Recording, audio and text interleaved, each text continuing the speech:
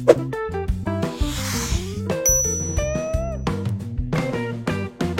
bre, kembali lagi bersama saya Alfian yang pastinya di channel Kudetek. Dan bentar lagi kita bakal memasuki masa bulan Ramadan atau bulan puasa coy. Yang mana bakal capek banget buat saya karena harus ngomong depan kamera gitu loh ya, tapi tetap harus puasa ya. Dan di video kali ini kedua kalinya saya nge-review sebuah monitor ya dari AOC. Kalau kemarin itu saya emang lagi butuh banget, makanya saya beli, dan itu adalah AOC 24V2Q yang mana punya screen size 24 inci yang emang standar banget lah buat dipakai. Dan kali ini kita kedatangan sebuah monitor dari AOC, yaitu AOC CQ30G3Z yang mana punya screen size 30 inci tapi dia ultra wide atau melebar gitu coy. Dan setelah saya lihat di flyer ataupun di brosur yang mereka kasih, AOC tuh ngeklaim bahwasannya untuk color akurasinya tuh di bawah angka 2 delta E, dan juga untuk pitrinya di angka 99%. Apakah klaim dari AOC untuk monitor yang bakal kita review ini, yaitu AOC CQ30G3Z ini beneran klaimnya? Langsung aja kita bahas, kita ulas, dan kita review monitornya ini. Let's go. Kemasannya full printing cuy, nggak pakai kardus Indomie, jadi kelihatan lebih mewah nih. Kalau isi paket pembeliannya, ada unit monitornya, ada stand sama base-nya juga. Terus ada perkabelan duniawi, mulai dari kabel power,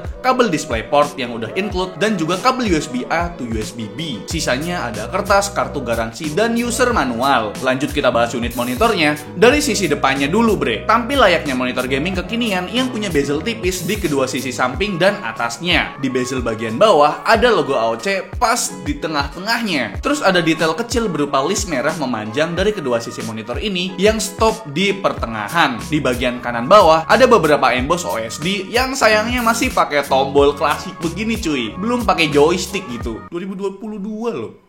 Di OSD-nya ini kita dikasih beberapa preset game. Total ada 6 mode. Pertama FPS, kedua RTS, dan ada racing. Dan sisanya itu mode game 1, game 2, dan game 3 yang bisa kita customize sendiri. Soal layarnya, sesuai dengan nama produknya yaitu AOC CQ30G3Z, screen-nya ini berukuran 30 inci dengan resolusi Wide Full HD di 2560x1080p dengan aspek rasio 21:9 dan punya kelengkungan atau kurvatur di angka 1500R. Panel yang dipakai adalah panel VA yang punya kontras cukup tinggi. Di sini tertulis 3000:1 dengan brightness maksimal di 300 nits. Spesifikasi lainnya, layar ini punya refresh rate yang tinggi up to 200 Hz dengan response time yang kilat banget yaitu 0,5 milisecond MPRT. Pindah ke sisi bawah, tampilannya cukup minimalis bre. Keseluruhan bodinya berwarna hitam matte yang cukup aman dari fingerprint magnet. Di bagian kanan kiri ada detailing list merah yang juga jadi tempat pembuangan panas. Di tengahnya ada emboss AOC yang cukup besar. Buat I/O panelnya menghadap ke bagian bawah bre. Paling kanan ada port power sendirian, terus ke kiri ada port jack audio out, 1 buah port display port, dan 2 buah port HDMI. Ke kiri lagi yang agak menyerong ada 1 port USB B dan 2 port USB A sebagai USB hub. Gokil sih penempatannya,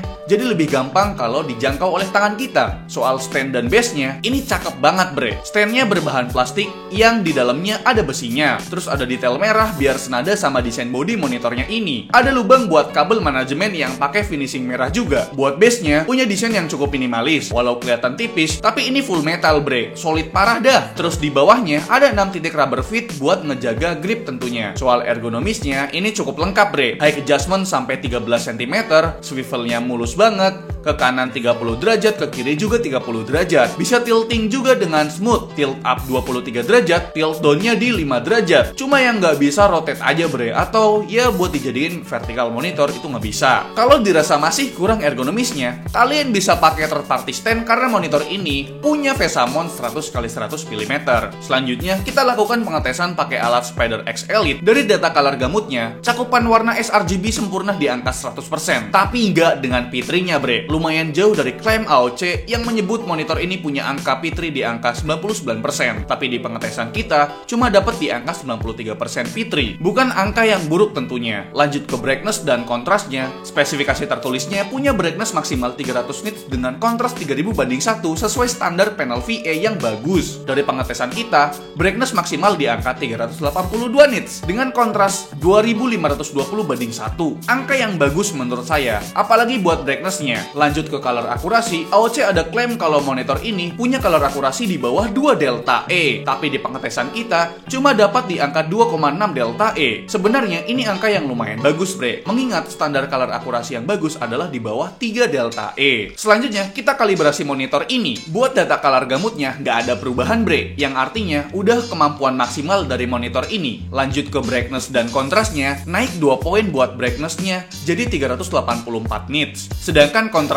juga membaik, hampir menyentuh angka 2800:1, yang artinya panel VA di monitor ini cukup berkelas. Kalau buat color akurasinya, ada peningkatan dari yang awalnya 2,6 delta E, sekarang membaik di angka 2,2 delta E, hampir mendekati klaim dari AOC. Dan itu dia, bre, ulasan atau review dari saya mengenai monitornya AOC ini, yaitu AOC CQ30G3Z. Dan untuk harganya berapa sih, bang? Setelah kita lihat untuk harganya di official store-nya mereka, harganya tuh di angka 4,8 juta untuk screen size 30 inci di resolusi Wide Full HD. Dan sebenarnya monitor ini pasarnya buat siapa sih, bang? Dan setelah kita melakukan pengetesan untuk monitornya ini, dan kayak misalkan color akurasi, color gambut, dan juga brightness and contrast, sebenarnya monitor ini udah lebih dari cukup ya. Maksudnya udah mendekati klaim dari AOC-nya. Jadi menurut saya untuk monitor ultra wide ini atau punya layar yang luas, monitor ini bisa dipakai buat kalian main game kayak misalkan game racing. Karena game racing itu butuh ya pandangan yang luas. Dengan kurvatur atau tingkat kelengkungan di 1500R itu udah cukup banget supaya ya angle-nya jadi lebih baik gitu. Jadi kita tuh nggak usah nengok kanan kiri jauh gitu kan. Dan juga sebenarnya dari angka color akurasi dan color gambutnya ini bagus banget buat editing video. Apalagi untuk brightness and contrastnya itu cocok banget buat main game FPS kayak misalkan CSGO dan Valorant buat ningkatin kontras di dalam gamenya. Dan ya sebenarnya monitor ini cocok untuk siapapun. Ya tergantung dari kalian apakah kalian bisa main game ataupun editing di monitor yang melengkung. Kadang ada beberapa orang yang emang belum bisa atau belum terbiasa sama monitor melengkung, jadi dia pakai yang flat aja cuy. Dan ya kekurangan dari monitor ini sebenarnya ya tombol-tombolnya yang sangat mengganggu. Mungkin kalau monitor ini udah pakai joystick ajib banget sih. Dan juga untuk ergonya kurang di bagian vertikalnya aja coy, atau rotate-nya. Ya itu dia review dari saya mengenai monitor ini. Gimana menurut kalian? Coba dah tulis di kolom komentar. Like video ini kalau kalian suka, dislike kalau saya jelek, dan jangan lupa untuk tekan tombol subscribe yang warna merah kalau misalkan kalian belum subscribe channel ini. Saya Alfian, selaku host di channel ini mengucapkan terima kasih. Sampai jumpa di bulan Ramadan. Dadah.